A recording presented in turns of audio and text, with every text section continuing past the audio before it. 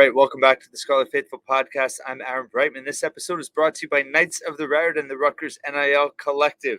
Knights of the Raritan provides a unique way for the Rutgers athletic programs to be successful in the ever-changing NIL environment, which continues to change. Become a member of the Knights of the Raritan for a chance to win giveaways, unique experiences, exclusive event invites, and more. A way to help Rutgers student athletes with NIL. Sign up for the free newsletter. I have the link in the description of this episode on whatever platform you're listening or watching this. It's completely free. It keeps you up to date on all things Rutgers athletics. So consider that as we head into the first weekend of June upon us, Memorial Day behind us. Huge recruiting weekend for Rutgers football. And wanted to cover a number of things around the world of Rutgers athletics right now. It's never dull, never slow as we head into the month of kind of inactivity. We do have some rowing is at Nationals this weekend. So I will update that at some point when I'm back, either late weekend or early next week. But rowing is at Nationals. They've had pretty solid finishes over the years, really around top 15 year after year. So good luck to Justin Price's squad there. But going back to recruiting, almost 24 recruits in the class of 25 taking official visits for Rutgers football this weekend. Obviously, a very important weekend for the program in this cycle. Last year, about half the class came from this type of weekend, either late May or it was after the first official visit weekend after Memorial Day. So they're hoping that they get a similar haul as well. A lot of high-profile visitors. Rutgers does have 2 commits on campus as part of the official visits. Kahleah Copper from Hillside, the 4-star athlete, top-rated recruit in the 25 class as of now, taking his official visit, as is Renick Doralis from Don Bosco, the cornerback, high 3-star, committed not too long ago. So both of them are taking official visits. And then you have several 4-stars that will be on campus really are on campus at the time of this recording, late Friday. You have Penn State linebacker commit DJ McClary from Jersey City, Henry Snyder High School. He's taking an official visit, so obviously that would be a coup. Probably a long shot, but still great to get him to take an official visit. You have Michael Thomas, the speedy receiver, 4-star from Toms River, plays for Donovan Catholic. A ton of offers there. Other Big Ten offers include Penn State and Illinois, and he is one of the top 5 recruits in New Jersey. Obviously, is McClary as well. The running back John Forster, 4-star from St. Joe's, visiting. They also have Jalen Matthews, the offensive tackle from Toms River, visiting. I mean, he's had offers from Georgia.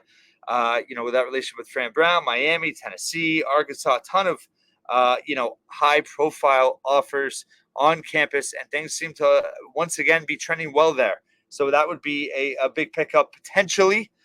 Maxwell Roy, the 4-star defensive lineman from St. Joe's in Philadelphia, and then Bryce Jenkins, a 4-star offensive lineman from Friends Academy in D.C.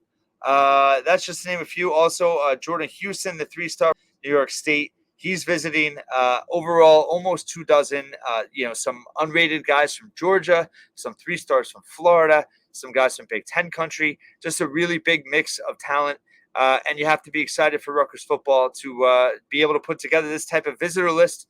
It's a really strong visitor list, and you have to hope that that you get a handful of recruits this weekend to commit in the next few days.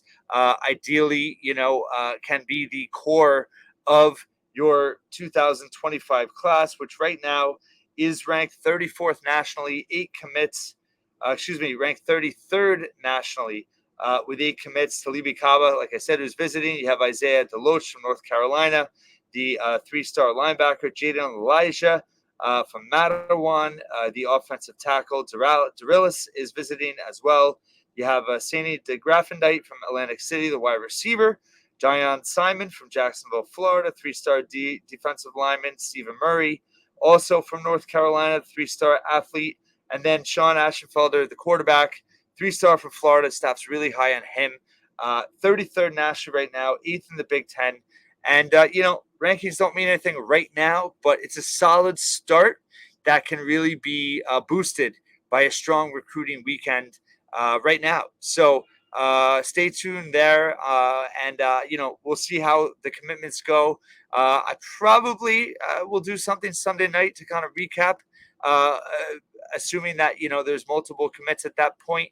Maybe I'll wait till Monday, but you would think with this many recruits, many of which they've been involved with for a long time, that they're going to get a few to commit this weekend, and really over the next week is where to watch, and who's going to continue to take visits, who's going to decide to come to Rutgers. This is obviously a just monster weekend for the program, so rooting for them. Let's see. Hoops, men's basketball, not much to report. Still a dead period for basketball through June 2nd. They did, the more 2025 recruit, more 2025 offers are coming out now after the live period a couple weekends ago. And I'm going to do a whole episode dedicated to that. I did one prior to kind of their top targets, but they did make a big offer this week to the number one recruit in the 25 class, AJ Dabansa, who reclassified from 2026, previously played at prolific prep, where former Rutgers players Jaden Jones and Mawat Mag played, now at Utah Prep. Number one recruit in the country, dynamic athlete, dynamic scorer. And, listen, why not get in the mix and see what happens? But it just, Rutgers is certainly working hard in that 25 class. No commitments yet.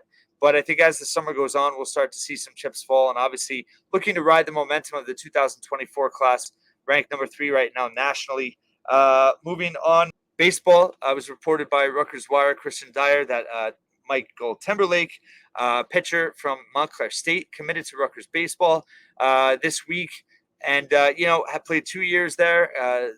Reportedly has a 93-mile-per-hour fastball, live arm, pretty good numbers at Montclair State. Was a starter. So this past season, as Steve Owens looks to rebuild that pitching staff, still looking for a pitching coach. And I've seen some local pitching coaches named. It is a national search, so we'll be interested to see if maybe someone with previous ties to Steve Owens gets considered as well. But obviously a pivotal hire there for Steve Owens. Got to get it right and got to build that pitching staff to get this program moving forward next season. Former pitcher who I've had on the podcast before, Dale Stanavich, great reliever for Rutgers a couple years back, was promoted this week to Double-A within the Florida Marlins organization, and his debut at Double-A, 1 1/3 scoreless innings. He was an awesome interview, tremendous athlete, and was great at Rutgers, and it's great to see his professional career progressing so quickly. Some WNBA news: Kahleah Copper, former Rutgers star, women's basketball, previously with the Chicago Sky, won the World Championship there in 2021, was the Finals MVP that year, averaged 20 points a game last year, is leading the WNBA through 7 games in scoring. She's third in points per game at 24.7, knocking down some threes and just playing really well for her new team, the Phoenix Mercury. So great to see her doing so well. A bit of news that came out, it's kind of trickled out this week. Curtis Hicks Sage had reported he's the coaching season, search season maestro, and then everyone getting formally announced on Thursday night that Linden High School has hired former Rutgers coach Mike Rice as their head coach, and obviously a very good program in New Jersey high school basketball. Rose to prominence under Phil Colicchio, brother of Tom Colicchio. I'm in the restaurant business, so I have to cite that. Great chef who I've been lucky to cross paths with. And Phil Colicchio built a powerhouse at Linden and is now at Elizabeth. And a few years later now, they're making a splash, Linden, with hiring Mike Rice. And, this is what I kind of want to say, and maybe it's a little bit anything I can do to kind of highlight what being a fan really is that, I'm happy for Mike Rice. I have no ill will towards him as a person. All accounts are he's a great guy, and, happy for him and his family, and good to see him land at a really good spot in New Jersey high school basketball. And maybe, listen, his career continues on an uptick. So good for him. As a Rutgers fan, I will have a hard time ever getting over the wasted opportunity that he had as head coach here. Listen, at the end of the day, everything that happened, he deserves a second chance somewhere. So I'm happy for him to have it. But, Rutgers basketball is something I love, and he left it in a much worse spot when he left. And that's not anything that's ever going to change. So wishing him well, but as a fan of Rutgers men's basketball, we'll never get over the squandered opportunity. I've said this before, that 2013 preseason press conference when he just talked about the state of the program was so impressive. I don't think it's online. I tried to find it for someone not too long ago. But I loved him as a coach, and I believed in him. And as a fan, I mean, you get your heart broken. That's what happens when you care and you love something, and so when it's hard to get over that. But again, wishing him the best. I mean, that's how I feel about Kyle Flood with Rutgers football too. And I've gotten arguments with fans about this, and Kyle Flood's a great position coach. He's had great success since leaving Rutgers. Offensive line winning coach and winning the national title at Alabama. Offensive coordinator now, and offensive line coach at Texas. Good for him. No ill will towards Kyle Flood at all. But hey, when you coached my favorite football program, you left it in a really terrible spot. So again, as a fan, you break my heart as a fan.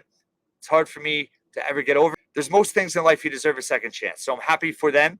Happy for Mike Rice getting this Linden job. But in terms of the Rutgers legacy and how I feel about their legacies and how they handled their opportunity as leaders of my favorite football and basketball program, I'll never get over that disappointment. I hope you have fun, safe first weekend of June.